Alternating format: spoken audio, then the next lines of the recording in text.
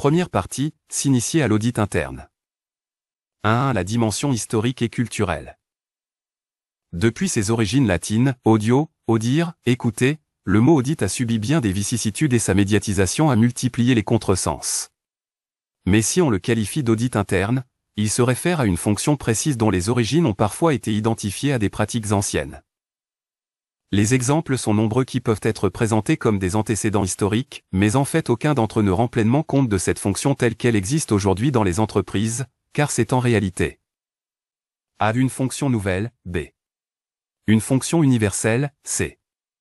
Et une fonction périodique. A. Audit interne, fonction nouvelle. La fonction d'audit interne est une fonction relativement récente puisque son apparition remonte à la crise économique de 1929 aux États-Unis. Les entreprises subissaient alors de plein fouet la récession économique et l'ordre du jour était aux économies de toute nature. Les comptes furent passés au peigne fin en vue d'une réduction des charges.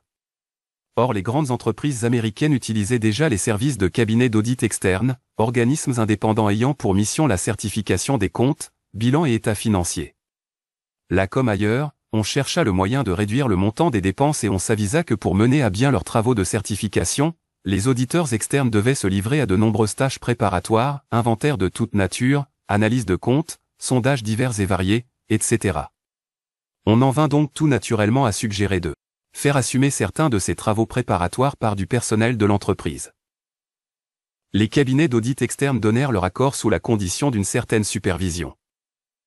Ainsi apparurent ces auditeurs puisqu'ils effectuaient des travaux d'audit, au sens où on l'entendait alors, mais internes, puisque membres à part entière des entreprises. Ils participaient aux travaux courants des auditeurs externes sans toutefois en établir les synthèses et les conclusions. Sous-traitants, des auditeurs externes, ils permirent d'atteindre l'objectif initialement fixé, l'allègement des charges des entreprises. Ainsi est né non pas la fonction mais le mot. La crise passée, on continua à les utiliser puisqu'ils avaient acquis la connaissance et la pratique de méthodes et outils appliqués au domaine comptable, peu à peu ils en élargirent le champ d'application et en modifièrent insensiblement les objectifs. Mais longtemps encore la fonction d'audit interne va conserver dans la mémoire collective ce patrimoine héréditaire. Conséquence d'une fonction nouvelle. Du caractère récent de la fonction d'audit interne résultent 3 conséquences.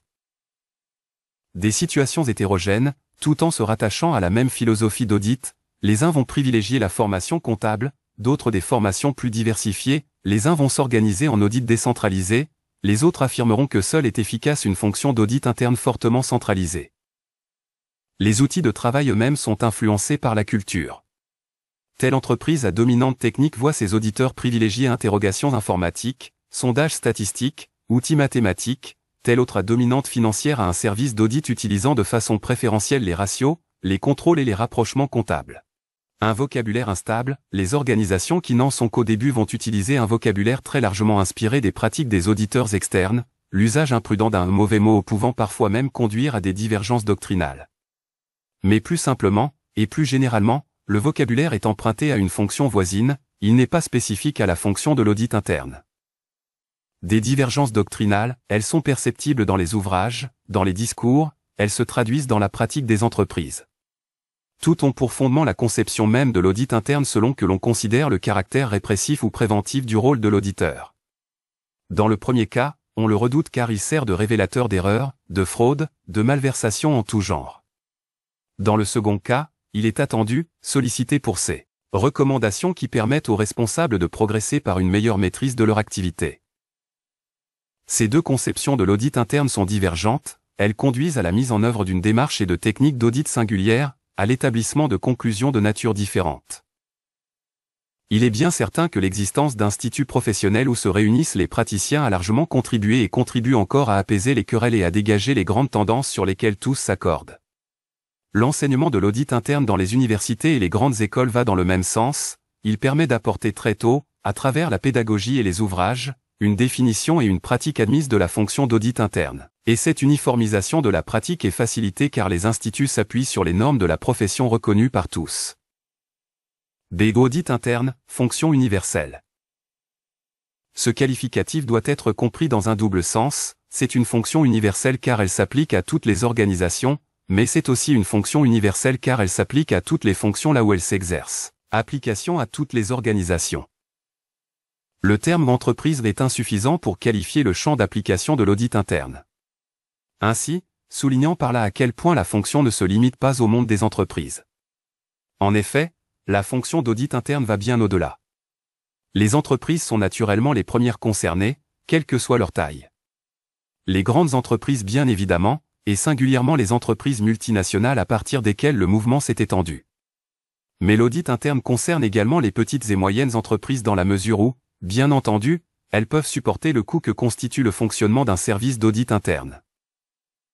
Si l'audit interne s'applique à toutes les tailles des entreprises, il s'applique également à toutes les natures d'entreprises. L'entreprise à vocation commerciale est autant concernée que l'entreprise industrielle ou l'entreprise de service. Au-delà des entreprises, les associations de toute nature, les sociétés civiles et même les organismes confessionnels ou religieux peuvent et doivent être intéressés par cette fonction dès l'instant qu'ils ont acquis une certaine dimension. Application à toutes les fonctions. Nombreux sont encore ceux qui, lorsqu'on parle d'audit interne, pensent fonction financière et comptable. C'est que le poids de l'histoire pèse encore lourdement dans les esprits qui n'ont pas été informés sur l'évolution de la fonction. Elle a, de fait, largement débordé ses limites historiques et concerne toutes les fonctions sans restriction aucune. C'est qu'en effet, les objectifs et la méthodologie de l'audit interne sont universels en ce sens qu'ils s'appliquent à toutes les activités permettant ainsi de les mieux maîtriser. On peut donc décliner toutes les fonctions de l'entreprise, l'auditeur interne va y exercer ses activités pour le plus grand profit de tous. Ce qui veut dire en clair que l'auditeur interne est présent aussi bien dans les usines et sur les chantiers que dans les bureaux. Et on comprend bien qu'il est nécessaire que l'équipe d'audit interne soit composée d'auditeurs de toutes origines et de toutes formations, ce qui est d'ailleurs préconisé par les normes professionnelles. Fonction financière et comptable, fonction commerciale et logistique, fonction fabrication en production, fonction informatique, fonction de gestion et fonction managériale. C'est audit interne, fonction périodique. Le plan d'audit traduit cette périodicité de l'activité en répartissant les activités sur un cycle de plusieurs années, 3 ou 5 ans. Cette périodicité des missions est calculée selon le risque de chaque activité, activité à haut risque. Donc mission fréquente. Activité à risque faible. Donc mission plus espacée dans le temps. Un service d'audit interne bien organisé doit donc impérativement calculer la fréquence de ces missions.